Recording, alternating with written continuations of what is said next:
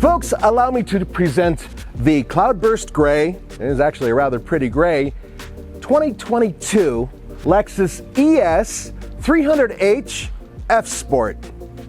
It's fast. No, it's not. It looks fast. Yes, it does. What you have here is an appearance package with a little bit of suspension tuning. And I was ready to hate this car. I was ready to dismiss it immediately because to me it was like, oh my God, they finally did something with the ES to make it awesome and sporty, and it wasn't. But then I drove it and something weird happened. I had an epiphany. I know, big word for Nathan. A moment, something hit me. This is one of the best riding compromises amongst sedans that I have driven in Boulder, Colorado. And Boulder, this area is crap when it comes to driving. There are potholes, there's snow, there's rain, there's hail, riding, you name it. It happens here and it affects the ground, and as such, there are terrible road surfaces. And a lot of the luxury vehicles that I've driven around here have had bad rides. This one does not. Not only that, but it just has enough to where if I throw it in a corner, it actually grips. And it actually has pretty good balance. So what does that mean? Does that mean that this is finally a sports car because it has that badge over there that says F Sport? Let me show you the badge because it's really cool looking. F Sport. No. 215 horsepower, and that's combined. Still hybrid, still has a continuously variable transmission, powering the front wheels. It weighs, just under 3,800 pounds, which isn't too bad actually for a pretty good sized sedan. But for the most part, there's no more performance. Really, it's all about the ride tuning and to a lesser extent, these really pretty looking 19-inch wheels. What it gives you is a car that can go into a corner, not completely fall over or embarrass itself, but more importantly, it rides nice. It's such a great trade-off. It is one of the best riding Lexus sedans that I've driven around.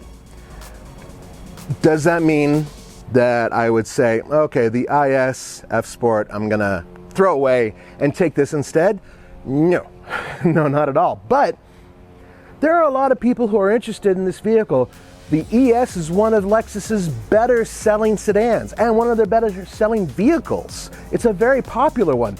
Now, bear in mind, what you are looking at here is something that is based on a lot of components that come out of both the Toyota Camry and the Toyota Avalon. So there's a lot in here that is shared between all of them, of course, that's typical. But then you go the step up the Lexus direction, which means all the Lexus goodies on the inside. An amazing, comfortable, luxurious interior. The exterior, which looks very Lexus-like because they adopted the spindle grille and all the lines that are very similar to everything that Lexus currently builds, so you can't mistake it for anything else.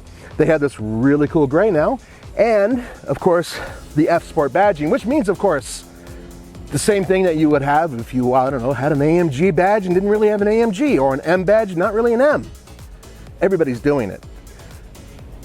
Does that mean that this vehicle is, a discount version of a sports car? Nope. As I said, it has a wonderfully set up suspension. Very, very good. Very compliant, and at the same time, has grip. I've said it before, and I mean it. The ES is a great car. It's a compromise usually. With this new suspension package, it's an even better compromise. And with the looks, hey, you can fool a few people into thinking, hey, it's quick. But it still has a lot of things that make Lexus great. Come on back to the trunk. Let me show you this.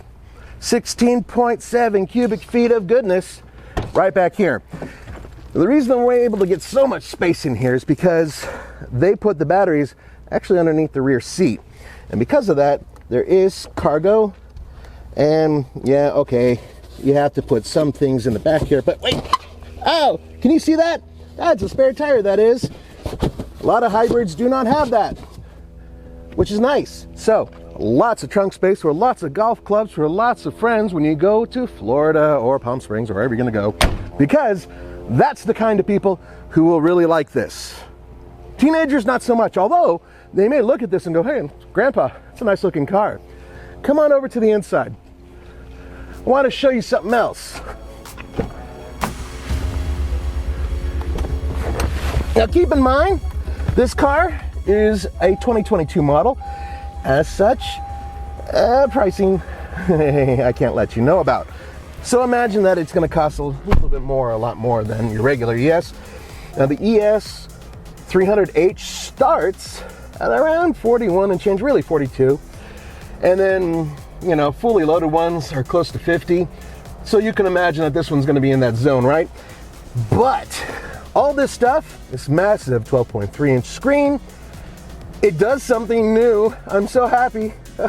Oh, look at that. You can touch the screen and make things happen. This is something that Toyota has not really embraced up until recently. So you can actually go into these channels. I know what you're saying. What? You got Ozzy's Boneyard going on in a Lexus ES. Because it's not youthful. It's not. But I wanted to feel that way. Anyway, the point is that you're able to touch, or you can use this pad. I just still don't like the pad. Okay? So there's another thing that you guys should know about. I've been averaging 44.8 mpg. Now, that's driving around town, which is its strength. It actually does better driving in traffic because it is regenerating power to the batteries, blah, blah, blah, blah, blah. But this vehicle's regular EP numbers are 44 mpg combined. This is a luxury car, one that handles fairly well. That's not bad. The bottom line for this vehicle is that if you are looking for something that really does have almost the best of both worlds, you're pretty damn close with this. And it's a Lexus. You already know about the quality. It looks really good. It's got a remarkably comfortable, well laid out interior with some high-tech features that are now almost modern. I mean, it still has a CD player. Yes, it does. That's Lexus for you. But it also has everything else that you would want out of a extremely expensive luxury vehicle. One that won't embarrass your grandkids when you go to pick them up, you know? I know that sounds like I'm trying to be, backhanded with my compliment. I'm really not. I know the market for this vehicle. I enjoy driving the car. Oh, by the way, these paddle shifters, don't even bother. The bottom line for me with this vehicle is that it's not a sports car, not even close, but it doesn't embarrass itself. It looks good. It's extremely efficient, and it's extremely well screwed together. So you can't really lose with something like this unless you really do need high performance, or unless you need something bigger. We're not even talking about SUVs and crossovers and stuff like that. Would I buy one? No. But would I tell my dead, resurrected, soon grandfather, hey, you should buy one of these? Hell yeah, I would. Because I'd borrow it from him from time to time, take my wife out on a nice date, prove to her that I'm not a complete child, and most importantly, I would know that I'm driving a car that doesn't embarrass me. This car is beautiful on the outside. It's beautiful on the inside. And it gets excellent MPG. Wow. I mean, it's kind of like having your cake and eating it too. If they could just add a little bit more oomph to the performance, right? 0 to 60, by the way, around 8.1 seconds at sea level. I would say that up here, it's probably close to 9 seconds. Still not horrible, but a little turbocharger would really help. I do congratulate Lexus for making a very boring vehicle less boring, and something that compels certain buyers into buying something that already makes a lot of sense. Hope you guys enjoyed this review. For the Fast Lane Car, this is Nathan. I'll see you next time.